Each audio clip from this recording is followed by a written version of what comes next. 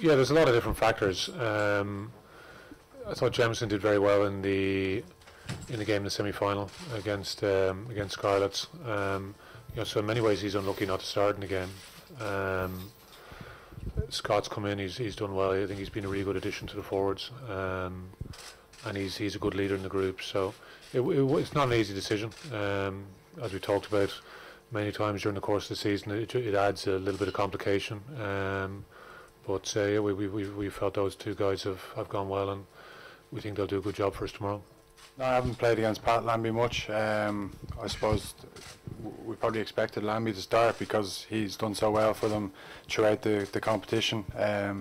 Obviously, when you got a player like Carter in your squad, it's a real strength, and they can bring him on when they see fit. But yeah, we thought that the way Lambie played against Munster and the way he has done all season, that he would likely start, and we'll try and be prepared for all combinations. When Carter comes on, whether Lambie goes to 15 or sometimes they bring Carter on at 12. So they've got lots of different combinations that we have to be ready for. He changed the quarter-final for them against Claremont, and obviously the game changed a lot when he came on against Munster, but he's still obviously a world-class player, and I'm sure he'll be keen to make an impact when he does come on. It's not just James, there's a whole host of players that we had difficult conversations with this week. So I think we've used 37 players in the 8 games so far. So in our domestic competition, the Pro 14, we've used 55 players. So it takes a huge amount to get to this stage. But the players have fought hard for each other this year. But with that competitive environment, there's always going to be people that miss out. So number of guys who travel with us, are in the squad here as well today that won't get to play tomorrow.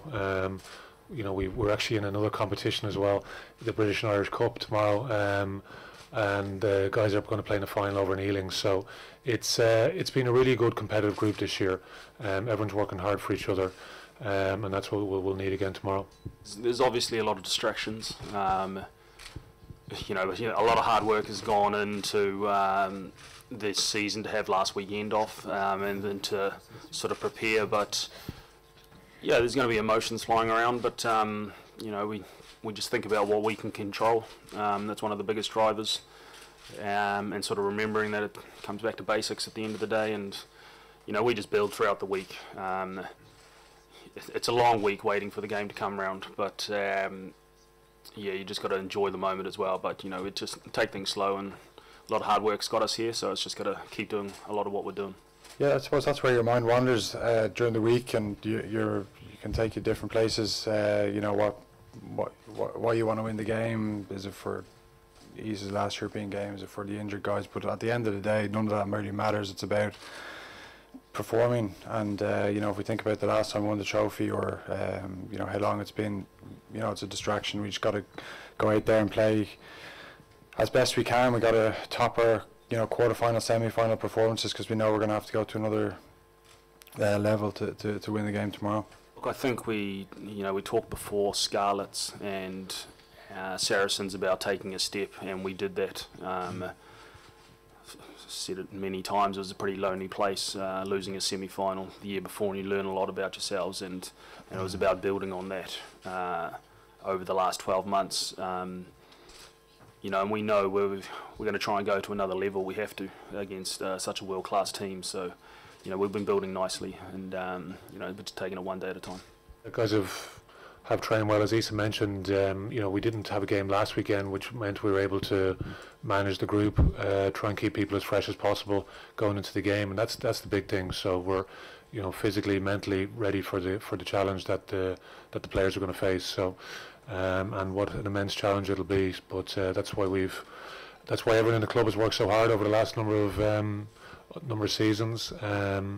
It's been tough sometimes watching these semis and finals and not being in them. So everyone's worked hard to get to this point. Now it's about doing the things that have worked to get us here in the first place, and hopefully the players can execute it on today. Yeah, I came over here last week and to look at the stadium. It's an amazing place. Glad we're not playing Munster because it's very red out there. But yeah, no, it's a great place, and yeah, you can the players, I think, were pretty excited coming here today, because they now understand some of the traditions with this club as well. So, very similar to ourselves, where we base a lot of things on growing a lot of homegrown players. So, we hope it'll be it's a fantastic setting. So hopefully we will get a good crowd of supporters here to the city today and tomorrow for the game. The support that we've had all through the tournament has been outstanding, and hopefully we'll put on a good show for the people that have followed us all year. Like, even after the Scarlets game, the Saracens game, there was things throughout those games that we could have done better, and that's always our focus as a group and as management that lead us, that we can get better, and we feel that we need to get better tomorrow in a lot of areas.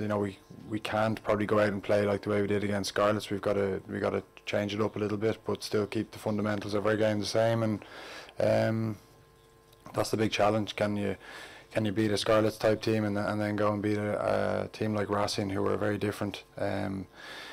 So that's what champion teams do, and we'll find out tomorrow if we can do that. Just world class and a game breaker. We saw that during Six Nations. We saw that against Munster, and he's had an outstanding 12 months.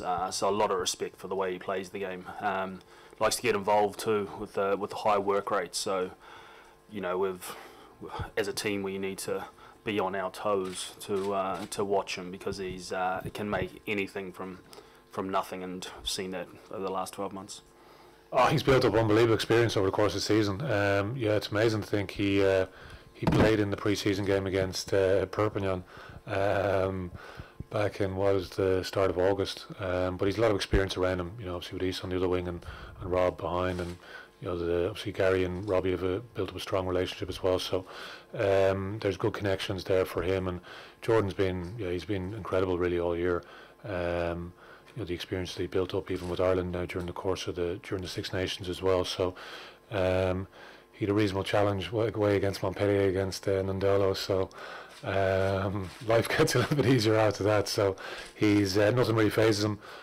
Goes about his work, getting better all the time, and he's been a pleasure to coach this season.